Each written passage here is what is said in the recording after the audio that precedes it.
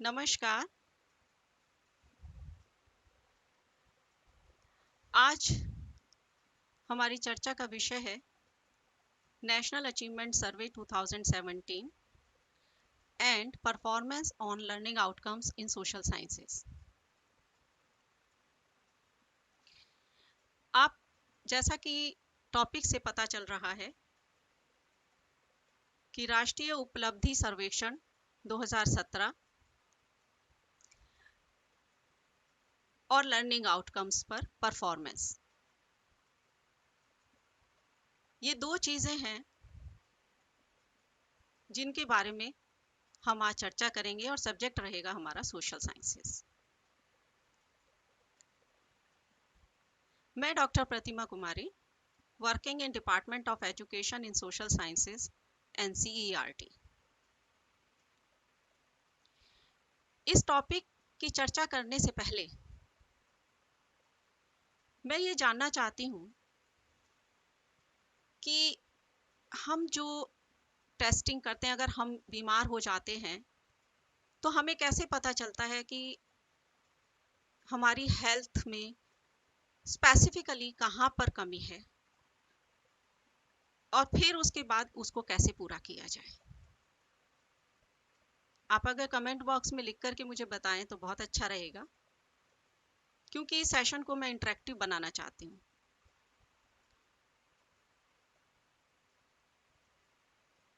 हमारी हेल्थ के बारे में हमें कैसे पता चलता है कि हम हेल्दी हैं या नहीं? कृपया कमेंट बॉक्स में लिख के बताइए।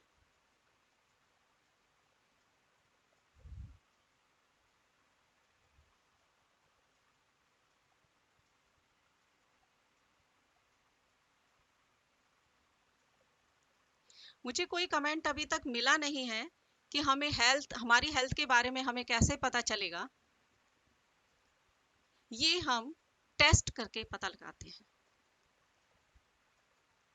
हम अपने टेस्ट कराते हैं और उससे हमें ये पता चलता है कि हमारे अंदर किस चीज़ की कमी है, और उसको फिर डॉक्टर के पास हम उस टेस्ट के रिजल्ट को लेकर के जाते हैं और फिर हमें पता चलता है कि हमारे अंदर ये कमी है और डॉक्टर हमें सजेस्ट करते हैं कि किस मेडिसिन से उस कमी को दूर किया जा सकता है या कम किया जा सकता है। ठीक उसी तरह अगर हमें स्कूल एजुकेशन की हेल्थ के बारे में पता करना हो तो वो हम कैसे करेंगे? स्कूल में लर्निंग कैसी हो रही है, सिस्टम की हेल्थ कैसी है, एजुकेशन सिस्टम की, वो हम कैसे पता करेंगे? उसके लिए क्या हम एक एक स्कूल में जाकर या एक एक जिले में जाकर के सभी विद्यार्थियों का परीक्षण करेंगे? बताइए क्या करेंगे?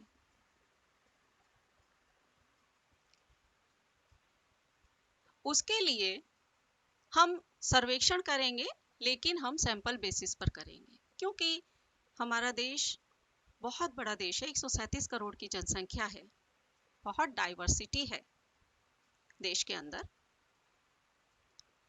बहुत विविधता है, और एक एक बच्चे का टेस्ट करके ये पता लगाएं कि लर्निंग कैसी हो रही है, एजुकेशन सिस्टम की हेल्थ कैसी है, तो वो बहुत ही एक मेहनत टास्क है, बहुत बड़ा टास्क है, और जो स्टैटिस्टिक्स के हिसाब से सही भी नहीं है। तो उसके लिए क्या करना चाहिए? उसके लिए हमें एक सैंपल चाहिए होता है, रिप्रेजेंटेटिव सैंपल, और उस रिप्रेजेंटेटिव सैंपल की हेल्प से हम ये पता लगाते हैं टेस्ट एडमिनिस्टर करके कि स्कूल में लर्निंग कैसी हो रही है, बच्चों का लर्निंग लेवल क्या है। तो ये तो रही बात टेस्टिंग की कि टेस्ट करके हम ये पता लगाएंगे कि लर्निंग कैसी हो रही है, लर्निंग का लेवल क्या है। सिस्टम की हेल्थ पता करनी है, स्कूल एजुकेशन सिस्टम की हेल्थ पता करनी है, ना कि एक एक बच्चे की हेल्थ का पता करना है। एक एक बच्चा कैसे लर्निंग कर रहा है, एक एक बच्चे की लर्निंग कैसी है, एक एक बच्चा कैसे किस लर्निंग लेवल पर है, ये हम ये नहीं करने जा रहे हैं। हमें सिस्टम की हेल्थ का पता करना है, तो हम सैंपल बेसिस पर टेस्टिंग करेंगे और फिर हम पता लगाएंगे कि कहाँ पर कमियां हैं, क्या लर्निंग गैप्स हैं, और उन लर्निंग गैप्स को कैसे हम दूर करें।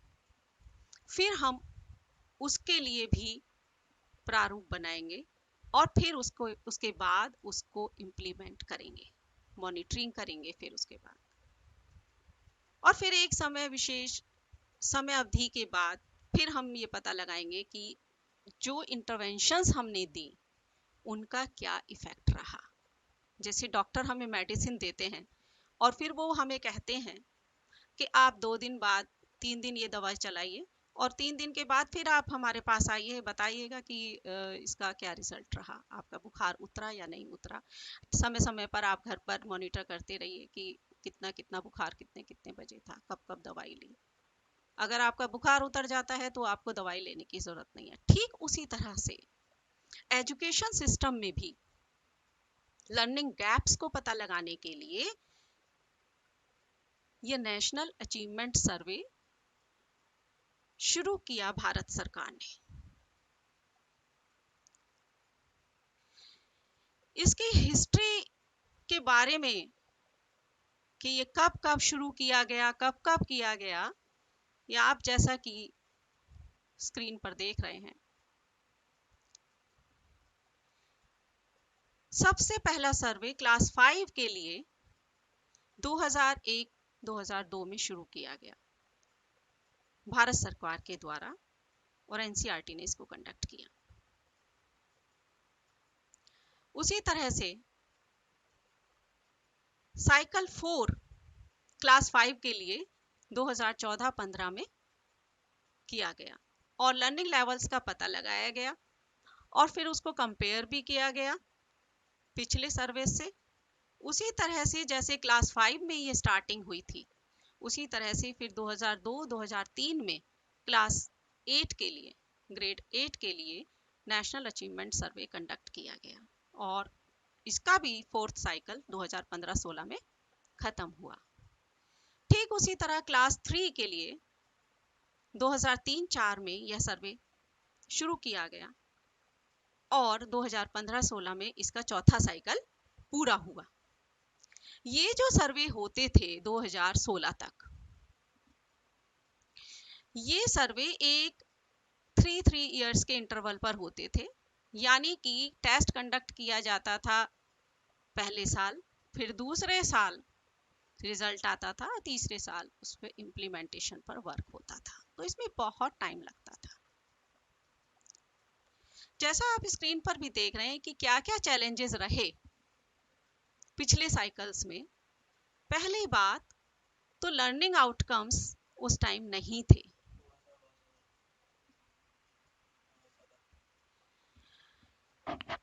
लर्निंग आउटकम्स नहीं थे और तब क्या हुआ, जब लर्निंग आउटकम्स नहीं थे तो कंटेंट जो है उसको फोकस में रखकर, ध्यान में रखकर टेस्टिंग की गई, यानी कि विषय वस्तु पर आधारित प्रश्नों का निर्माण किया गया कक्षा वाइज और फिर उनको कंडक्ट किया गया। दूसरे क्या चीज थी इसमें, जो कक्षा 3, 5, 8 में जो डिफरेंट एकेडमिक ईयर्स में असेसमेंट कार्य हुआ, नेशनल अचीवमेंट सर्वे हुआ, ये बहुत ही टाइम कंज्यूमिंग थे और ये proper health of school system जो है डिफरेंट स्टेजेस में सेम ईयर में पिक्चर को नहीं दे पा रहे थे, ताकि जो सर्वे हुआ उसके बाद इंटरवेंशंस को उसी साल दिया जा सके वो नहीं हो पा रहा था, क्योंकि ये 3 साल का साइकिल हो रहा था। एक साल में सर्वे कंडक्ट किया गया, दूसरे साल में रिजल्ट आया, एंड देन तीसरे साल में फिर हम इंटरवेंशन दे रहे हैं। तो यानी कि 3 साल लग गए। 3 साल तो बहुत बड़ा समय होता है, सारी परिस्थितियां चेंज हो जाती हैं समय के हिसाब से। तो जो इंटरवेंशन दी जा रही थी तो वो प्रॉपरली नहीं थी, क्योंकि 3 साल बाद दी जा रही थी, उसी साल नहीं दी जा रही थी। पिछले सर्वेज में एक और चैलेंज था कि जो पूरे देश में स्टेट लेवल पर सारा कुछ चल रहा था, identification of learning gaps and all, district level तक यानी जिलों तक नेशनल अचीवमेंट सर्वे में लर्निंग गैप्स का आइडेंटिफिकेशन नहीं हो रहा था। तो ये एक बहुत बड़ा चैलेंज था पिछले सर्वेज में। जो डिफरेंट एजेंसीज थी उनमें आपस में तालमेल नहीं था, तालमेल था तो बहुत कम था, और जो टेक्नोलॉजी थी उसका भी यूज बहुत कम था। इस कारण से जो हमारे नेशनल अचीवमेंट सर्वेस की जो फाइंडिंग्स थी उनके डिसेमिनेशन में बहुत देरी हो रही थी। तो आपने जाना कि इस तरह से जो ये पिछले सर्वेस हुए 2001 से लेकर के 2016 तक विभिन्न क्लासों के लिए, यानी क्लास 3, 5 और 8, उनमें ये इतनी सारे चैलेंजेस थे जिनके कारण जो भी ये सर्वेस हुए उनकी जो फाइंडिंग्स थी वो ग्रास रूट लेवल तक नहीं पहुंच पा रही थी। तो अब जब ये 2017 में नेशनल अचीवमेंट सर्वे की बात शुरू हुई और कंडक्ट करने की बात शुरू हुई, तो उस टाइम ये महसूस किया गया कि ये जो फाइंडिंग्स हैं ग्रास रूट लेवल पर कैसे पहुंचाई जाएं, क्योंकि भारत सरकार का इतना पैसा खर्च हो रहा है, एनर्जीज लग रही हैं, सब कुछ हो रहा है, लेकिन फिर भी कोई फायदा नहीं हो पा रहा है। तो एक तो समयावधि को, जो 3 साल में कार्य होता था उसको उसी साल में करें तभी फायदा है। मान लीजिए आज मुझे कोई बीमारी है, मेरी आज डायग्नोज हुआ, रिजल्ट आया 1 साल बाद, और फिर उसके बाद मेरा मेडिकेशन हो रहा है उससे भी अगले साल, तो क्या होगा? तब तक तो बहुत परिस्थितियां बदल जाएंगी ना, क्या पता मैं रहूं ही ना। तो ठीक उसी तरह से स्कूल एजुकेशन सिस्टम में अगर कोई लर्निंग गैप है तो उसको उसी साल निश्चित समयावधि में पोस्ट नेस इंटरवेंशंस दे करके दूर करने की व्यवस्था होनी चाहिए। तो ये सब बात जो मैं आपको बता रही हूँ, जब ये नेशनल अचीवमेंट सर्वे 2017 की स्टार्टिंग थी, जब उस पर कार्य करना शुरू नहीं हुआ था, जब उसके ऊपर चर्चा होनी शुरू हुई कि 2017 कराना है, तो जो पिछले 2001 से लेके 2016 तक के जो हमारे सर्वेज हुए हैं, पहले तो उनकी कमियों को आइडेंटिफाई किया गया, क्या क्या गैप्स रह गए थे, फिर उनको कैसे एड्रेस किया जाए ये भी मंथन हुआ, और फिर उसके बाद यह निश्चित किया गया कि ये नेशनल अचीवमेंट सर्वे हम डिस्ट्रिक्ट लेवल तक लेकर के जाएंगे, हर जिले तक जाएंगे। तो ये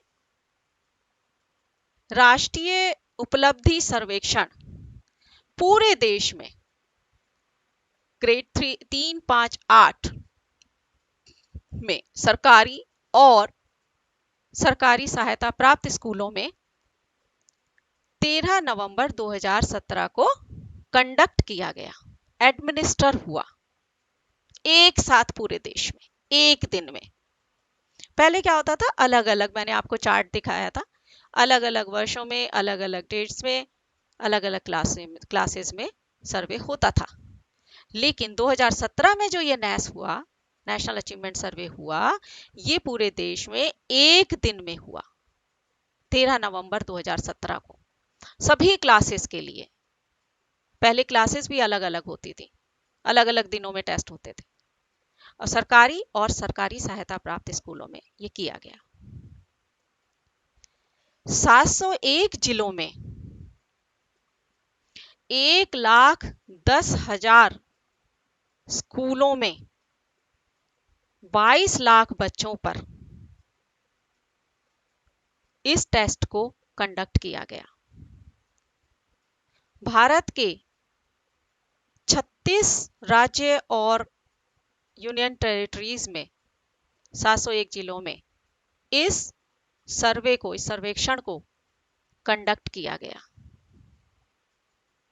अब इसमें क्या क्या टूल्स यूज किए गए, आपको बहुत शॉर्ट में मैं बताती हूं। मल्टीपल टेस्ट बुकलेट्स इसमें यूज की गई। मल्टीपल टेस्ट बुकलेट्स का मतलब एक ही टेस्ट फॉर्म यूज नहीं किया गया, इसमें 3 टेस्ट फॉर्म यूज किए गए। Test form 1, test form 2, test form 3, multiple test booklets use की गई। क्लास 3 में एक टेस्ट बुकलेट में 45 क्वेश्चंस थे। आप जानते हैं कि कक्षा 3 में कौन कौन से सब्जेक्ट्स होते हैं जो बच्चे पढ़ते हैं? लैंग्वेज, मैथमेटिक्स और एनवायरमेंटल स्टडीज, ये 3 सब्जेक्ट होते हैं क्लास 3 में। तीनों ही सब्जेक्टों में टेस्ट किया गया। 45 क्वेश्चंस थे, 15-15 क्वेश्चन तीनों सब्जेक्ट से, और 3 बुकलेट बनाई गई। उसी तरह से कक्षा 5 में भी 45 क्वेश्चन एक बुकलेट में थे, और कक्षा 8 में, क्योंकि कक्षा 3 और 5 इन दोनों में ही 3 ही सब्जेक्ट होते हैं, लैंग्वेज, मैथमेटिक्स और एनवायरमेंटल साइंसेस। कक्षा 8 में आप जानते हैं इस टेस्ट को 4 सब्जेक्ट में एडमिनिस्टर किया गया। वो थे गणित, भाषा विज्ञान और सामाजिक विज्ञान, mathematics, language, sciences and social sciences. और इसमें 60 क्वेश्चंस एक टेस्ट फॉर्म में थे। चारों सब्जेक्ट एक ही टेस्ट फॉर्म में थे, टोटल 60 क्वेश्चंस थे, यानी कि 15-15 क्वेश्चन एक एक सब्जेक्ट में थे, और 3-3 टेस्ट फॉर्म बनाए गए थे। एक टेस्ट फॉर्म में 60 क्वेश्चन थे। ठीक है, अब ये बात आती है कि ये क्वेश्चंस किस तरह के बनाए गए। ये जो लर्निंग आउटकम्स की हमने चर्चा की कि पिछले सर्वेज में लर्निंग आउटकम नहीं थे, हमने जो पिछले सर्वेज थे उनके उसमें जो टेस्ट जो हमने क्वेश्चन पेपर बनाया था वो विषय सामग्री पर आधारित बनाया था, कंटेंट बेस्ड क्वेश्चंस बने थे। लेकिन इस नेशनल अचीवमेंट सर्वे 2017 में चूंकि लर्निंग आउटकम्स, सीखने के प्रतिफल, यह 2017 फरवरी में RTE right to education act 2009 में इनको शामिल कर लिया गया था। अब चूंकि यह टेस्ट नेस 2017 का हुआ था, अभी मैंने बताया 13 नवंबर 2017 को हुआ, तो नेस 2017 के लिए जो क्वेश्चंस बने, जो टेस्ट आइटम्स बने, वो लर्निंग आउटकम बेस्ड बने। यानी लर्निंग आउटकम क्या है? आप सभी जो शिक्षक गण हैं, जो शिक्षक बनने वाले हैं, आप सभी ये जानते होंगे कि लर्निंग आउटकम्स कॉम्पिटेंसीज, स्किल्स, एक बच्चे के अंदर age appropriate, class wise, subject wise क्या क्या कॉम्पिटेंसीज होनी चाहिए, क्या क्या कौशल होने चाहिए जो कि एक बच्चे के अंदर विकसित हो उस कक्षा को पास करने के बाद। तो वो लर्निंग आउटकम्स यानी कॉम्पिटेंसीज, कौशल आधारित प्रश्नों का निर्माण किया गया नेशनल अचीवमेंट सर्वे 2017 के लिए।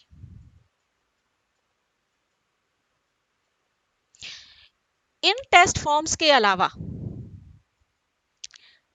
3 क्वेश्चनेयर्स और बनाए गए। वो क्या क्या थे? Teacher questionnaire, प्यूपिल questionnaire, school questionnaire. यानी कि एक स्टूडेंट्स के लिए क्वेश्चनेयर बनाया गया, एक टीचर्स के लिए क्वेश्चनेयर बनाया गया और एक स्कूल्स के लिए क्वेश्चनेयर बनाया गया। क्यों बनाया गया? एक तो हो गया कि हमने बच्चे को लर्निंग आउटकम यानी कौशल आधारित प्रश्नों के द्वारा हमने अचीवमेंट टेस्ट ले लिया बच्चे का, और हमने ये देख लिया कि भी बच्चा जो है हमारा किस किस लेवल पर है। इन क्वेश्चनेयर्स को इसलिए बनाया गया कि इनके माध्यम से ये पता लगाया गया कि कौन कौन से बैकग्राउंड वेरिएबल्स थे जो बच्चे के लर्निंग लेवल को प्रभावित कर सकते हैं। उनको पता लगाने के लिए ये 3 क्वेश्चनेयर्स भी अचीवमेंट टेस्ट के साथ साथ एडमिनिस्टर किए गए उसी दिन, एक ही दिन। इस एडमिनिस्ट्रेशन की जो प्रक्रिया है उसके लिए गाइडलाइंस कम ट्रेनिंग मैनुअल भी एक बना। फील्ड इन्वेस्टिगेटर्स को किस तरह से कार्य में लगाया जाए, उनका प्रशिक्षण कैसे किया जाए, वो सब इस मैनुअल के अंदर डाला गया। विभिन्न प्रकार के मॉड्यूल्स बने ट्रेनिंग के लिए, क्योंकि ये एक बहुत बड़ा कार्य था, हर जिले तक करना था और एक ही दिन में करना था। तो भारत सरकार की मदद से, एनसीईआरटी ने और यूनिसेफ की मदद से इस कार्य को सफलतापूर्वक किया।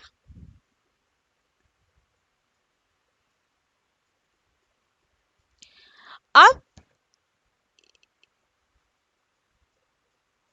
ये कार्य हो गया हमारा और इसमें कॉम्पिटेंसी बेस्ड क्वेश्चंस भी बन गए, क्वेश्चनेयर भी हो गया। ये अब इसके बाद क्या हुआ? इसके बाद एक सिस्टम डेवलप किया गया था टेक्नोलॉजी का। इस बार पहली बार नेस 2017 में बहुत व्यापक रूप से इसका प्रयोग किया गया। उससे डिस्ट्रिक्ट लेवल की जो रिपोर्ट्स थी वो ऑटो जनरेटेड रिपोर्ट्स आई और ये विद इन 1 वीक ये कार्य संपूर्ण कर लिया गया सभी जिलों के लिए।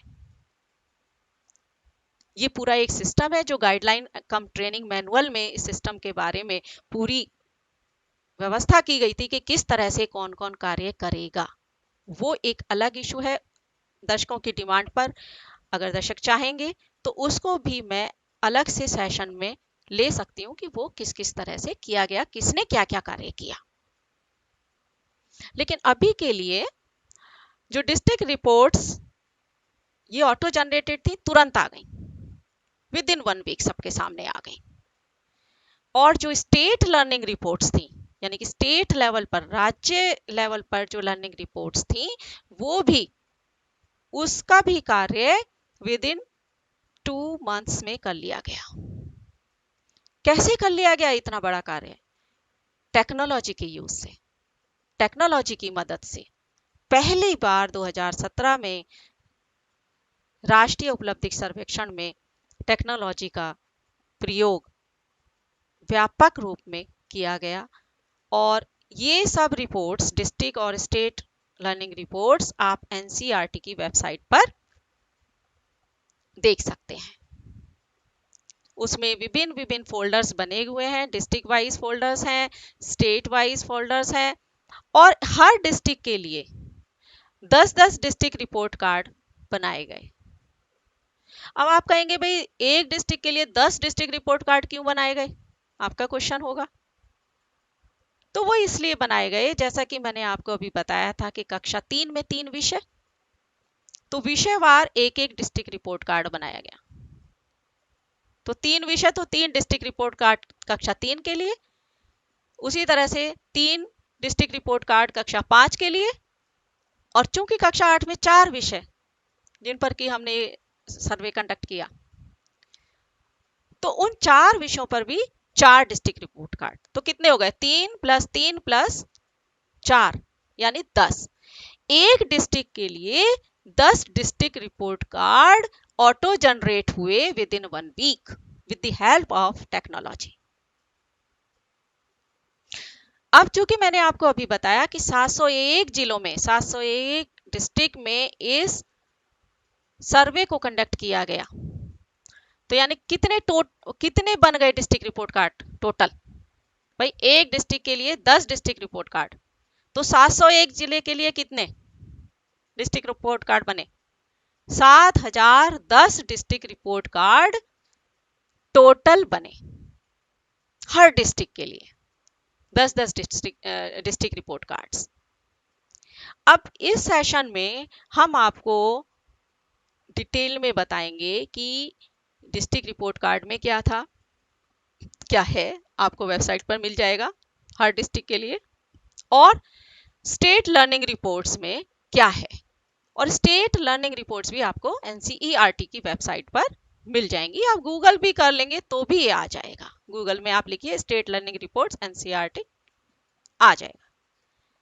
तो सबसे पहले मैं आपको स्टेट लर्निंग रिपोर्ट के बारे में बताऊंगी कि वो स्टेट लर्निंग रिपोर्ट कैसी दिखती है, उसका जो कवर पेज है वो कैसा है। तो देखिए, जैसे मैंने आपको बताया कि 36 स्टेट्स एंड यूटीज में इस सर्वेक्षण को किया गया, तो 36 रिपोर्ट बनी, स्टेट लर्निंग रिपोर्ट, हर स्टेट के लिए एक। और उसको आप जैसे स्क्रीन पे देख पा रहे हैं कि स्टेट लर्निंग रिपोर्ट का जो फर्स्ट पेज है उस पर वो इस तरह से दिखता है, क्योंकि यह कार्य भारत सरकार की मदद से सर्व शिक्षा अभियान के अंतर्गत उस समय किया गया था, और यूनिसेफ ने भी इसमें मदद की थी, और एजुकेशनल सर्वे डिवीजन एनसीईआरटी ने इस कार्य को टेस्ट बनाने में कार्य किया, एडमिनिस्ट्रेशन में सारा अपना योगदान दिया, कंट्रोल रूम बनाए उस दिन के लिए 13 नवंबर 2017 के लिए, और इसको कंडक्ट कराया। फिर ये रिपोर्ट हमारी स्टेट लर्निंग रिपोर्ट जो है वो 36 स्टेट की अलग अलग, हर स्टेट की अलग अलग ये हमारे सामने आ गई।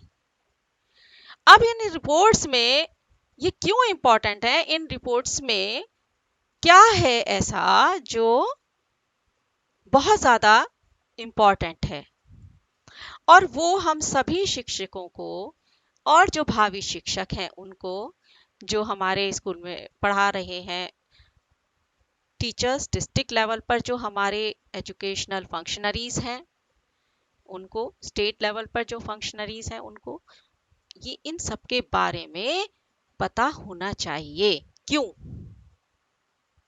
इसलिए क्योंकि यह नेशनल अचीवमेंट सर्वे 2017 जो कंडक्ट किया गया था वो स्कूल हेल्थ जिला लेवल पर यानी कि डिस्ट्रिक्ट लेवल पर स्कूल की हेल्थ कैसी है, पहली बार यह सर्वे किया गया, इसीलिए इसको बेसलाइन सर्वे भी कहा गया। वो भी लर्निंग आउटकम्स पर, यानी कि लर्निंग आउटकम बेस्ड जो क्वेश्चंस बने थे उन पर बच्चों की टेस्टिंग की गई। लर्निंग आउटकम बेस्ड यानी कि कौशल आधारित प्रश्न पर आधारित टेस्ट पेपर, क्वेश्चन पेपर बनाया गया और उसको बच्चों पर एडमिनिस्टर किया गया। इससे हमें ये पता लगा कि हमारे बच्चों में जो क्लास 3, 5 और 8 में पढ़ रहे थे उन बच्चों का कॉम्पिटेंसी लेवल कितना है, उन बच्चों के अंदर कॉम्पिटेंसीज जो कि कक्षा और एज अप्रोप्रिएट कॉम्पिटेंसीज हैं वो कितनी डेवलप हुई, उनमें क्या लर्निंग गैप्स रह गए, कहां रह गए, वो इस रिपोर्ट में सारा का सारा दिया गया है। मैं आपको अभी इसके बारे में और डीप में बताऊंगी, डिटेल में बताऊंगी तो इसमें जैसे आप स्क्रीन पर देख रहे हैं कि कक्षा 8 में ऑन एन एवरेज, ये आप परसेंटेज में देख रहे हैं, लैंग्वेज का परसेंटेज दिया गया है, मैथमेटिक्स, सोशल साइंस, साइंस, सारे सब्जेक्ट का परसेंटेज दिया गया है। क्या है ये परसेंटेज, क्या बताता है ये परसेंटेज? फॉर एग्जाम्पल, जैसे सोशल साइंस में 42% रिजल्ट आया है जो डिस्प्ले हो रहा है, यानी कि 42% students correctly responded to the questions of social science। 42% बच्चे ही सोशल साइंस में जो लर्निंग आउटकम बेस्ड क्वेश्चंस थे उनका सही आंसर दे पाए। अब आप अंदाजा लगा सकते हैं कि 42% बच्चे ही एक पर्टिकुलर कॉम्पिटेंसी में निपुण थे। जो 58% बच्चे हमारे रहे उनमें वो कुशलताएं, वो कौशल या तो विकसित नहीं हुए, या विकसित हुए तो कक्षा के हिसाब से एज एप्रोप्रिएट वो विकसित नहीं हुए जो विकसित होने चाहिए थे।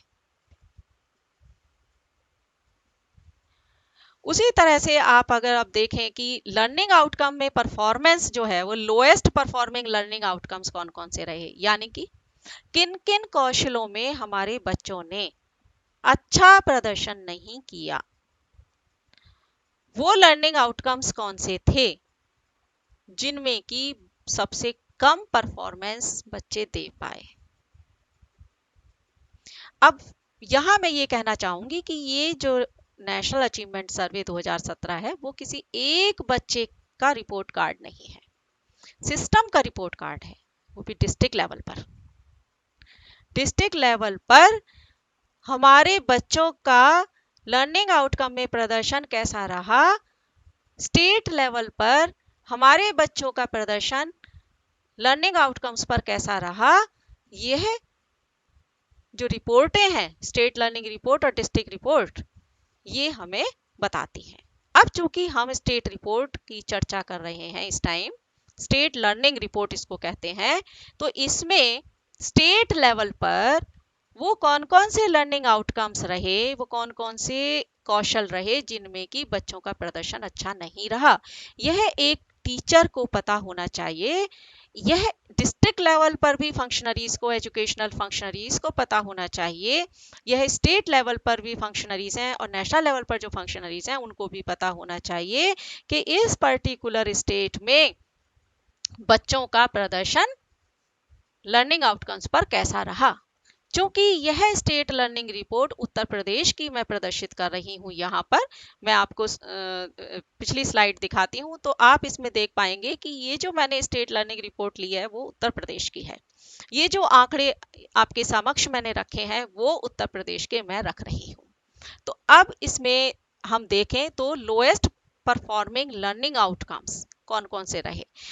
ये जो कोड देख रहे हैं आप M818, क्या मतलब है इसका? ये सर्वे में कोडिंग की गई थी ताकि मेजरमेंट इजीली हो जाए। आप जानते हैं स्टैटिस्टिक्स में कोडिंग की जाती है तभी उसको कोडिंग करने के बाद जो है फिर स्टैटिस्टिकली उनको मेजर करते हैं। तो उसी तरह से लर्निंग आउटकम्स की भी कोडिंग की गई थी।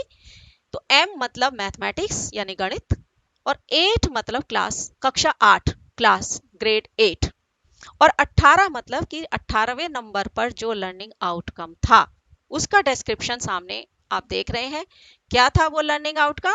Find surface area and volume of cuboidal and cylindrical object. ये मैथमेटिक्स का कक्षा 8 का लर्निंग आउटकम है जिसमें कि बच्चों ने सबसे कम प्रदर्शन किया। सिर्फ 21% बच्चे करेक्टली रेस्पॉन्ड कर पाए क्वेश्चंस को।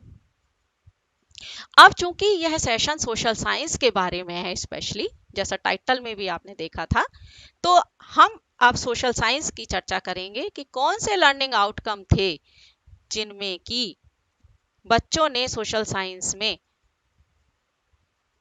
अच्छा प्रदर्शन नहीं कर पाए। इसमें आप देख रहे हैं जैसे SST 805। अब आप तुरंत बता देंगे कि SST मतलब क्या है, सोशल स्टडीज, सोशल साइंस। 8 मतलब कक्षा 8, 05 मतलब लर्निंग आउटकम का जो नंबर है, पांचवा लर्निंग आउटकम, वो क्या था, locates distribution of important minerals for example coal and mineral oil on the world map. इस लर्निंग आउटकम में 29% बच्चे ही सही आंसर दे पाए। उसी तरह से आप देखिए अगला जो नीचे दिया गया है, सबसे नीचे लर्निंग आउटकम SST 625। क्या मतलब है इसका, 6 कहां से आ गया, मतलब कि कक्षा 6 का 25वां जो लर्निंग आउटकम था सोशल साइंस का, वो उसमें भी बच्चे अच्छा नहीं कर पाए। अब देखिए एक चीज जो अभी मैंने आपको जो डिस्क्रिप्शन दिया था लर्निंग आउटकम्स का, उसमें और कक्षाओं का, कि जिसमें नेशनल अचीवमेंट सर्वे 2017 कंडक्ट किया गया, एक बात मैं अभी ऐड करना चाहती हूँ जो उस टाइम रह गई थी, वो ये है कि कक्षा 3, 5, 8, इसका मतलब यह नहीं है कि सिर्फ कक्षा 3 के लर्निंग आउटकम लिए या कक्षा 5 के लर्निंग आउटकम लिए या कक्षा 8 के लर्निंग आउटकम लिए। अगर कक्षा 8 की हम बात कर रहे हैं और सोशल साइंस की बात कर रहे हैं, तो इसका मतलब है कि हम लर्निंग आउटकम कक्षा 8 के तो ले ही रहे हैं, लेकिन कुछ परसेंट, 40% लगभग जो क्वेश्चंस लिए गए वो कक्षा 6 और 7 के लर्निंग आउटकम्स पर आधारित प्रश्न भी इसमें टेस्ट पेपर में थे। यानी कि कक्षा 8 के 60% और क्योंकि नवंबर तक जितना सिलेबस हुआ उसमें से, और जो कक्षा 6 और 7 के लर्निंग आउटकम्स थे उनमें से उन पर भी क्वेश्चंस को बनाया गया और टेस्ट लिया गया बच्चों का। तो आप देख रहे हैं कि इसमें जो लोएस्ट परफॉर्मिंग लर्निंग आउटकम है वो कक्षा 6 का भी है।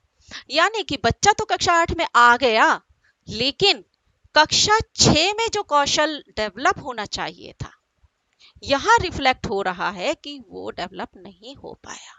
सिर्फ 30% बच्चे ही इस लर्निंग आउटकम पर आधारित जो प्रश्न थे प्रश्न पत्र के अंदर, उसका सही जवाब दे पाए।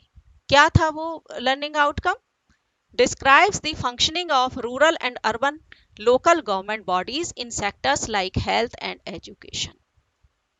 अब देखिए इसको मैं कक्षा 8 के लर्निंग आउटकम से जोड़ सकती हूँ कि कक्षा 8 में एक लर्निंग आउटकम है role of government in providing public facilities such as health, education, sanitation, electricity etcetera. तो जब बच्चा कक्षा 6 के इस लर्निंग आउटकम को अच्छे से नहीं अचीव कर पाया, तो वो आ तो गया कक्षा 8 में, वो इस कक्षा 8 में जो कि लर्निंग आउटकम इस लर्निंग आउटकम का एक्सटेंशन है, उसको कैसे अचीव कर पाएगा, ये एक बहुत बड़ा क्वेश्चन मार्क है। तो ये एक सिस्टम की यानी कि स्टेट लेवल पर ये रिफ्लेक्शन आई है इस नेस 2017 के थ्रू कि बच्चे कक्षा 6 के लर्निंग आउटकम में भी पुअर हैं, उनको कक्षा 6 के भी लर्निंग आउटकम अचीव नहीं कर पाए हैं। तो ये एक लर्निंग गैप रहा है। अब इसमें क्योंकि ये उत्तर प्रदेश का हम डिस्कस कर रहे हैं स्टेट रिपोर्ट कार्ड, इसमें 75 डिस्ट्रिक्ट्स में इस सर्वे को किया गया 2017 में। कक्षा 8 के लिए जो किया गया उसमें आप देख पा रहे हैं कि जो टीचर्स हैं 8772 टीचर्स ने पार्टिसिपेट किया, 71,793 स्टूडेंट्स ने पार्टिसिपेट किया और 3700 स्कूल्स ने पार्टिसिपेट किया।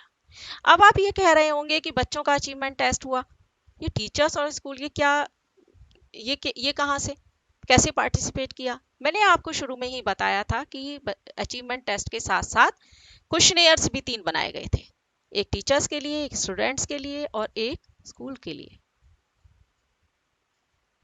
TQ, PQ, SQ। TQ मतलब टीचर क्वेश्चनेयर, PQ मतलब प्यूपिल क्वेश्चनेयर और SQ मतलब स्कूल क्वेश्चनेयर।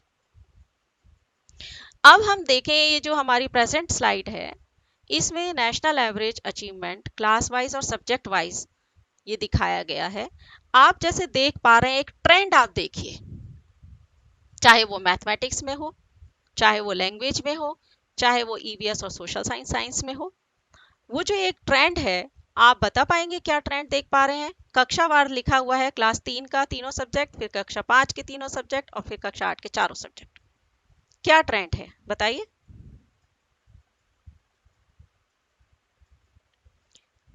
आप ये देख पा रहे हैं कि इसमें जो एक ट्रेंड आ रहा है कि कक्षा 3 में मैथमेटिक्स में जो परफॉर्मेंस बच्चों का था कितना था? 64%। कक्षा 5 में मैथमेटिक्स का परफॉर्मेंस क्या था? 53%। और कक्षा 8 में बच्चों का जो परफॉर्मेंस मैथमेटिक्स में था वो कितना था? 42%। यानी आप देखिए कि एक डाउनवर्ड स्लोपिंग कर्व आपके सामने आ रही है कि कक्षा 3 में 64% बच्चे लर्निंग आउटकम अचीव कर पा रहे थे, कक्षा 5 में वो 53% पर आ गए और कक्षा 8 में 42% पर आ गए। और उसी प्रकार से आप अन्य सब्जेक्ट्स में भी देख सकते हैं, जैसे ईवीएस का फॉर एग्जांपल हम लें, 65% कक्षा 3 में उनका प्रदर्शन रहा, 65% क्वेश्चंस को उन्होंने सही करेक्टली रेस्पॉन्ड किया। कक्षा 5 में 57% students correctly responded to the questions, and in class 8 in science and social science both, only 44% students could correctly responded to the questions. What it reflects? It is a downward trend. What were the reasons? What are the reasons? You have to research, action research you have to do in the classroom. You might have also observed that in class 3, students were performing better than in class 8. Why is it so? It is a question of research, deep research, action research. So this is the reflection of this National Achievement Survey regarding school health. And it has an influence for the teachers, for the different stakeholders of education. So now if we see in class 8 state results of different student groups, gender wise, if we see the performance, we see, for example, in social sciences, the national average for boys was 44 and for girls was 45. But at state level, it was 41% for boys and 42% for girls. You can see that 48% girls have participated in this survey and 52% boys have participated. So, and if we see by school location, means area wise, it is quite clear from this diagram that at national level in social sciences, rural area students were performing better than the urban area students at national level. What was the percentage? 45% rural students were performing at national level, and urban area, 42% urban students could correctly responded to the questions at national level. But what is the situation at state level? At state level, you can see through the diagram that 43% rural students could correctly responded to the questions. What about the urban students? Only 36% students could correctly responded to the questions.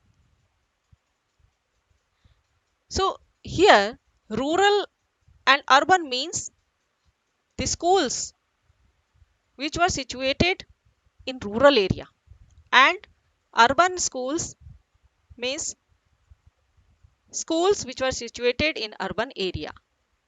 So we can see that 88% rural schools participated in this survey in UP and 12% urban schools participated in this survey. If we talk about social category wise, means scheduled caste, scheduled tribe, other backward caste and general caste, there is no much variation in the scores of children. And if we see management wise also, there is no much variation in the score of children from having government or private management. From this slide, the distribution of students' achievement by class and subjects has been shown. What is this? This is the range. In which range the students fall? It's like कि up to 30%, जो dark blue colour दिखाया गया है वो show करता है कि 30% तक जो हमारे बच्चे हैं, 30% तक कितने बच्चे हैं। चार रेंज बनाई गई हैं इसमें, एक तो अप टू 30%, दूसरी 30 to 50, तीसरी 50 to 75 और चौथी अबव 75%। तो सोशल साइंस में अगर हम बात करें कक्षा 8 में, तो हम देख पा रहे हैं कि जो परसेंटेज ऑफ स्टूडेंट्स है achieving up to 30% is 40.1%. Between 30 to 50% it is 25.6%. And likewise above 75 it is 9.5%. We need to improve this last percentage. Above 75% students we need to improve so that our students can can do better and they can get attain the learning outcomes. And this survey has reflected that our students are where the majority of the students are up to 50%. You can see 65.7% students are up to 50% range. So we need to improve the range above 75% and 50 to 75% also. So now we have talked about the questionnaires, 3 questionnaires. So till now we have talked about the achievement test, means कि जो test बनाया था उसमें बच्चों का performance कैसा रहा। अब हम जो बात करेंगे वो जो क्वेश्चनेयर्स थे 3, हमने आपको बताया था TQ, SQ, PQ, तो उसमें बच्चों की क्या मतलब कि उसमें क्या रिफ्लेक्शंस आई, उन क्वेश्चनेयर्स पर टीचर्स ने क्या रिफ्लेक्ट किया, बच्चों ने क्या रिफ्लेक्ट किया या स्कूल हेड ने क्या रिफ्लेक्ट किया, उसकी चर्चा अब हम करेंगे। उत्तर प्रदेश की बात कर रहे हैं हम। ये आप अगर स्लाइड में देखें कि जो क्लास 8 में 80% बच्चे हैं वो उन्होंने ये कहा कि कक्षा में जो टीचर्स कहते हैं वो उसको समझ पाते हैं। कक्षा 8 के बच्चे 80% बच्चे जो टीचर्स कक्षा में कहते हैं उसको वो समझ पाते हैं। अब इसके इंटरप्रिटेशंस डिफरेंट हो सकते हैं, आप इसको इंटरप्रेट कर सकते हैं वो डिफरेंटली, एक्स डिफरेंटली करेगा, वाई डिफरेंटली करेगा।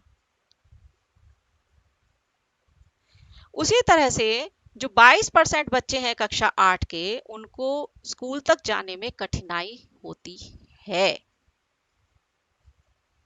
ये भी बच्चों का कहना था।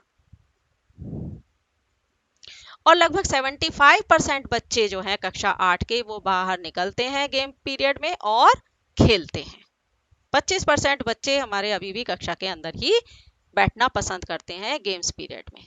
तो ये भी एक सोचने की क्योंकि कक्षा 8 के बच्चे हैं, बहुत बड़े बच्चे नहीं हैं कि कोई फ्यूचर का भी उनके पास, जैसे क्लास 10th क्रॉस कर जाते हैं 11th 12th में आते हैं तो थोड़ा सा करियर को लेकर के सोचते हैं। अभी तो कक्षा 8 में है तो बच्चों को खेलना चाहिए गेम्स पीरियड में, पर वो नहीं खेल रहे हैं, 25% बच्चे नहीं खेल रहे हैं। उसी तरह से अब टीचर्स की बात हम करें, जो टीचर क्वेश्चनेयर हमने एडमिनिस्टर किया था उसमें एक क्वेश्चन पेरेंट इन्वॉल्वमेंट से रिलेटेड था। उसमें टीचर्स का क्या कहना है कि पेरेंट्स का जो सपोर्ट है वो स्टूडेंट के अचीवमेंट में लो है, मीडियम है, हाई है, उसके बारे में टीचर्स क्या कहते हैं। वो ये कहते हैं कि जो 22%, आप देख रहे हैं ना 22% लाइट कलर से जो दिया गया है, कि 22% यानी कि लो को रिफ्लेक्ट करता है। 22% जो हमारे पेरेंट्स हैं वो बहुत ही कम सहयोग करते हैं, 32% हाईली करते हैं और 46% मीडियम करते हैं। तो आप देख पा रहे हैं कि 68% जो पेरेंट्स हैं उनका जो सपोर्ट है बच्चों के अचीवमेंट में वो बहुत मीडियम टू लो, बहुत कम है। सिर्फ 32% पेरेंट्स हैं जो कि बच्चे की अचीवमेंट को लेकर के सपोर्ट कर रहे हैं। अब जब आप दूसरा आप देखते हैं उसमें parental involvement in school activities की बात आ रही है कि पेरेंट्स का इन्वॉल्वमेंट जो इस डिफरेंट काइंड की स्कूल एक्टिविटीज होती हैं, चाहे वो पेरेंट्स टीचर मीटिंग हो या और एक्टिविटीज होती हैं, उसमें उनका क्या एनुअल डे है तो उसमें उनका इन्वॉल्वमेंट कितना रहता है। उसमें भी सेम ही है कि 65% जो है वो मीडियम टू लो है। सिर्फ 35% टीचर्स हैं जो स्कूल एक्टिव पेरेंट्स हैं जो स्कूल एक्टिविटीज में भाग लेते हैं। उसी तरह से टीचर्स ने ये जो आप डायग्राम देख रहे हैं उसमें ये पता लग रहा है कि 5% टीचर्स हैं जो कि अपनी जॉब से सेटिस्फाई है। अब भाई 95% जो टीचर्स हैं वो अपनी जॉब से ही सेटिस्फाई नहीं है।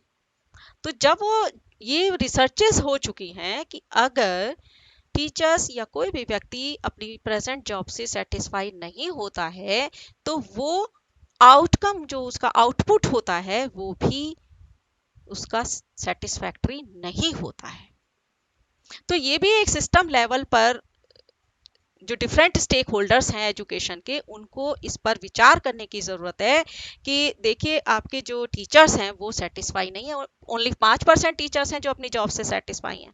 तो लर्निंग लेवल कैसे बढ़ेगा बच्चों का, लर्निंग आउटकम्स कैसे अचीव करेंगे बच्चे। तो उसी तरह से जो और डिफरेंट डिफरेंट चीज़ें हैं जैसे कि 26% टीचर्स हमारे कहते हैं कि वो ओवरलोडेड विद वर्क हैं। 84% टीचर्स जो हैं वो कहते हैं कि एडिक्वेट स्पेस है, वर्क स्पेस है हमारा स्टेट में स्कूल में, और इंस्ट्रक्शनल मटेरियल और सप्लाईज हैं 83% टीचर्स ये भी कहते हैं। अब हम देखते हैं कि हमारे टीचर्स कक्षा में बच्चों को कैसे असेस करते हैं, ये भी स्टेट रिपोर्ट से ही पता लगा है। तो इस टेबल से हमें यह पता लगता है कि जो पीयर असेसमेंट और स्टूडेंट सेल्फ असेसमेंट और जो पोर्टफोलियो असेसमेंट है, इसमें इस तरह के जो असेसमेंट के तरीके हैं, प्रोजेक्ट वर्क, इसमें अभी भी टीचर्स को बहुत ध्यान देने की ज़रूरत है क्योंकि ये आप जानते ही हैं कि ये बहुत इफ़ेक्टिव तरीके होते हैं। अब यहाँ पर रिपोर्टिंग के लिए उन्होंने लिख भी दिया हो कि हाँ जी हम सेल्फ असेसमेंट करते हैं, हम पीयर असेसमेंट करते हैं, हम पोर्टफोलियो असेसमेंट भी करते हैं। कैसे करते हैं वो तो पता नहीं, बस टिक मार्क किया, हाँ कर दिया। लेकिन हमारा और आपका सभी का ये ऑब्जर्वेशन है, आपने भी महसूस किया होगा कि हम कितना सेल्फ असेसमेंट के लिए बच्चों को प्रोत्साहित करते हैं कक्षा में, हम कितना पीयर असेसमेंट कराते हैं और कैसे कराते हैं हमें पता ही नहीं है। पोर्टफोलियो ये क्या होता है, अगर हम गवर्नमेंट टीचर की बात करें, गवर्नमेंट स्कूल्स की बात करें, कितने पोर्टफोलियोज हम मेंटेन कर रहे हैं। तो ये थोड़ा सा हमें इसमें सोचने की ज़रूरत है। तो बच्चों का लर्निंग आउटकम इम्प्रूव हो सकता है अगर हम इन 4 एरियाज में काम करना शुरू कर दें। उसी तरह से हेड टीचर ने क्या कहा, अब इसमें आप देख रहे हैं कि 36% head teacher responded that the school activities were not affected by the shortage of instructional material. but 64% had teacher responded that the school activities were affected by the shortage of instructional material. अभी तो teacher ने कहा कि कोई instructional material की shortage नहीं है, लेकिन हेड टीचर तो कह रहे हैं।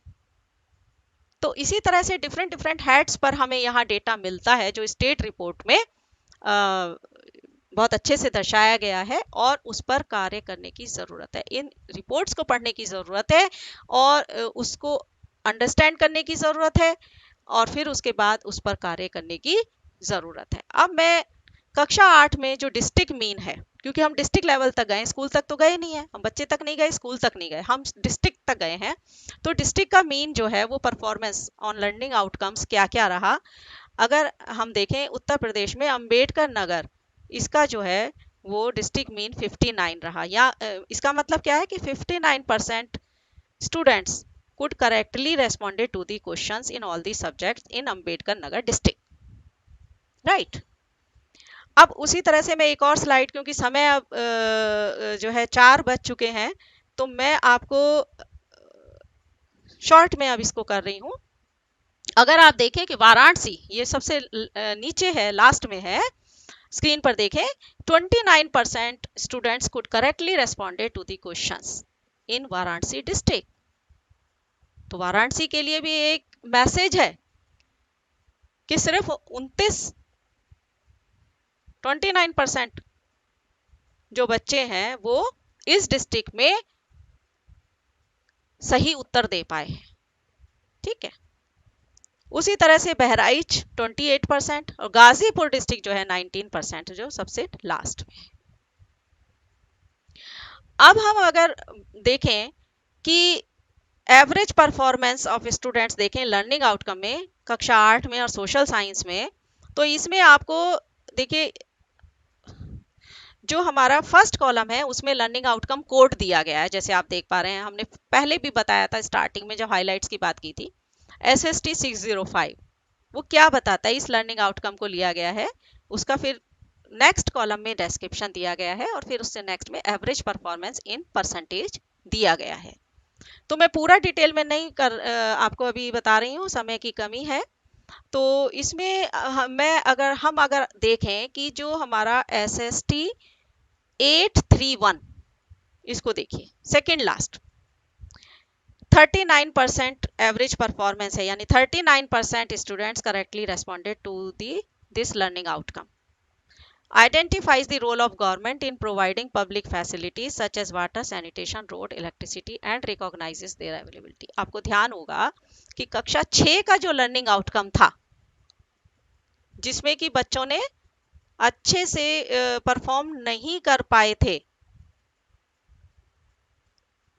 है ना, तो उसका जो है वो इससे काफी रिलेशन है। तो कक्षा 6 में डेवलप नहीं हो पाया तो कक्षा 8 में भी डेवलप नहीं हो पाया। उसी तरह से अगर हम लास्ट वाला देखें SST 833 लर्निंग आउटकम कोड, इसमें लर्निंग आउटकम था draws bar diagram to show population of different countries India state.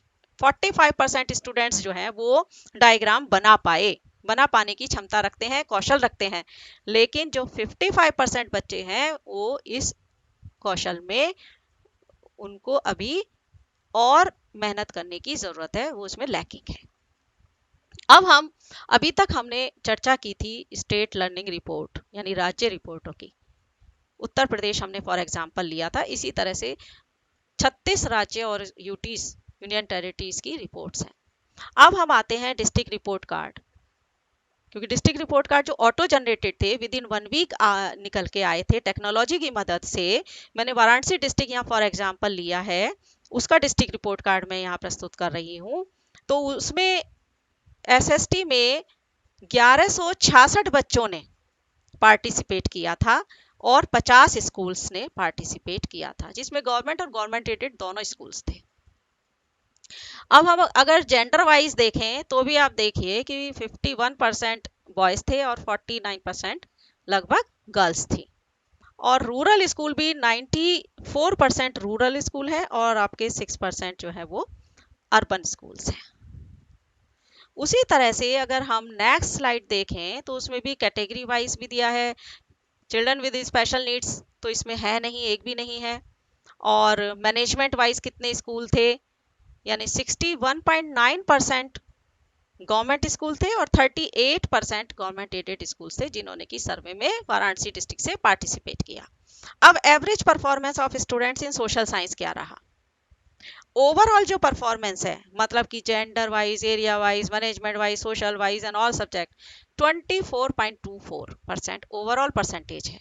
यानी कि 24% students correctly responded to the questions, जिसमें कि आपके मेल, फीमेल, रूरल, अर्बन सब है।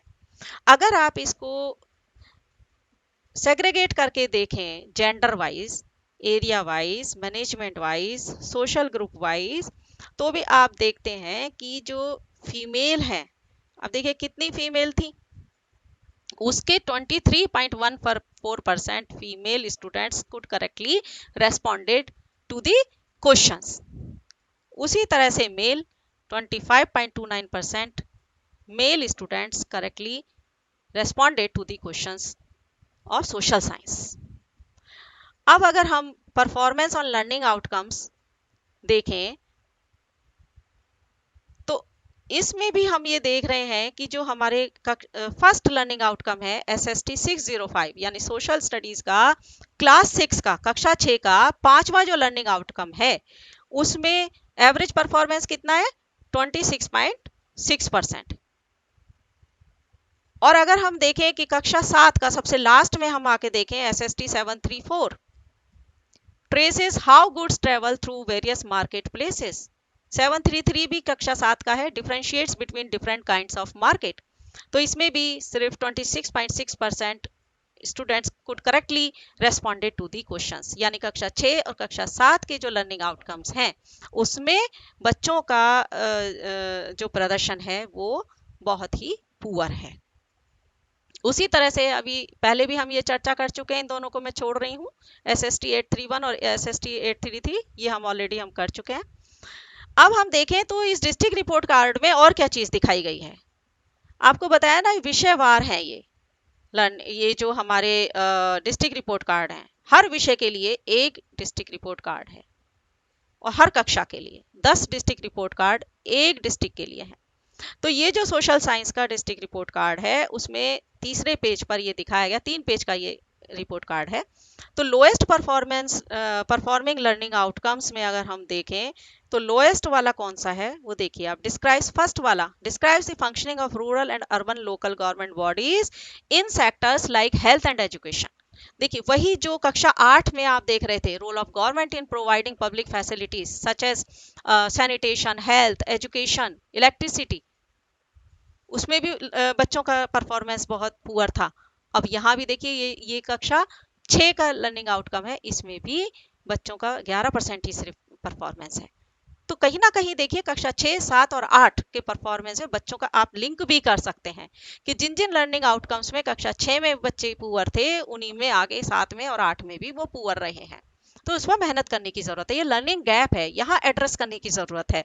तो इस डिस्ट्रिक्ट रिपोर्ट कार्ड को जब हम पढ़ेंगे, जब हम जानेंगे कि कौन कौन से लोएस्ट परफॉर्मिंग लर्निंग आउटकम्स है, तब हमें ये आइडिया लगेगा कि हमें कहाँ कहाँ अभी मेहनत करने की जरूरत है, ये हमारे लर्निंग गैप्स है, इनको हमें एड्रेस करने की जरूरत है। तो ये हमारी स्टेट रिपोर्ट कार्ड और हमारे डिस्ट्रिक्ट रिपोर्ट कार्ड्स की बात हो गई। अब क्या करना है? अब नेस का तो आपको मैंने पहले ही बताया था कि ये एक रिप्रेजेंटेटिव सैंपल है सारे डिस्ट्रिक्ट्स का, जिससे कि हेल्थ ऑफ एजुकेशन सिस्टम पता लग सके गवर्नमेंट और गवर्नमेंट एडेड स्कूल्स में। और जो इनकी फाइंडिंग्स है नेस की वो यूज़ होती हैं पॉलिसी प्लानिंग और जो पेडागोजिकल इंटरवेंशंस बच्चों के लिए हम करते हैं ना, पढ़ाने के लिए, बच्चों के लर्निंग आउटकम्स को इम्प्रूव करने के लिए, वो डिज़ाइन करने में ये फाइंडिंग्स मदद करती हैं। नेस जो है वो एक इंडिविजुअल बच्चे के लिए असेस करने के लिए नहीं डिज़ाइन किया गया है, इसलिए यह बहुत लो स्टेक है। ये सिस्टम डिस्ट्रिक्ट लेवल पर हेल्थ और स्टेट लेवल पर health of school education system बताता है। अभी NCERT गवर्नमेंट ऑफ इंडिया की मदद से जो एक मेगा प्रोजेक्ट है capacity building of states and UTs, निष्ठा प्रोग्राम आपने सुना होगा। निष्ठा प्रोग्राम के थ्रू टीचर्स को पहले तो ये बताते हैं कि कौन कौन से लर्निंग गैप्स हैं लर्निंग आउटकम में, और उनको किस तरह से नीड बेस्ड पेडागोजीज, जो बच्चों की नीड्स हैं, जो कॉन्टेक्स्ट है उसके अनुरूप क्या क्या पेडागोजी होनी चाहिए, उसमें एनसीईआरटी कार्यरत है। फिर जो नेक्स्टनेस होगा उससे हमें ये पता लगेगा कि अब जो ये हमने टीचर्स की कैपेसिटी बिल्डिंग कर दी, अभी टीचर्स कक्षाओं में पढ़ाएंगे, फिर बच्चों को जो है उनको एड्रेस जो लर्निंग गैप्स हैं वो पता लग गए। अब उनको वो ये भी उनको पता लग गया कि अगर बच्चों की ये नीड्स हैं तो उसके लिए ये पेडागोजी है, ये कंटेक्स्ट है तो ये पेडागोजी है। तो फिर वो उसके जो इंटरवेंशंस की जो इफेक्टिवनेस है वो फिर जो अगला नेस होगा उससे पिक्चर क्लियर होगी कि ये जो इंटरवेंशंस दी गई थी भारत सरकार के द्वारा एनसीईआरटी की हेल्प से, उनका क्या क्या इफेक्टिवनेस रहा, वो इंटरवेंशंस कितनी सफल रही। तो आज का जो हमारा चर्चा है वो हम अब यहीं समाप्त कर रहे हैं। आपके अगर कुछ स्पेसिफिक अगर कुछ प्रश्न हैं, क्वेश्चंस हैं, वो आप कमेंट बॉक्स में मुझे लिख सकते हैं। और अगर आप चाहें तो मुझे मेरे ईमेल pratimasingh33@gmail.com, ये मेरा पर्सनल ईमेल आईडी है। आप इस ईमेल आईडी पर भी मुझे अपने क्वेश्चंस भेज सकते हैं, या आप इसी प्लेटफॉर्म पर जो कमेंट बॉक्स है उसमें भी अपने स्पेसिफिक क्वेश्चंस लिख सकते हैं। और मैं आपको इसके जो अगर जो क्वेश्चंस रह गए हैं, वैसे मैंने कोशिश की है कि खुद ही प्रश्न आपको मैंने पूछ के और फिर उसके रिप्लाई किए हैं, लेकिन फिर भी देखिए इम्प्रूवमेंट की गुंजाइश होती है आगे। और भी क्वेश्चंस आपके दिमाग में हो सकते हैं तो उनको मैं फिर एड्रेस ज़रूर करूंगी नेक्स्ट सेशन में। और कुछ चीज़ें अगर जो रह गई हैं वो भी अगर आप चाहते हैं कि हम ये अगला एक और सेशन हो और ये चीज़ें इसमें रह गई हैं ये एड्रेस कीजिए, तो वो भी मैं अगले सेशन में लेने की कोशिश करूंगी और आपके प्रश्नों का उत्तर दे करके आपको संतुष्ट करने की कोशिश करूंगी। धन्यवाद।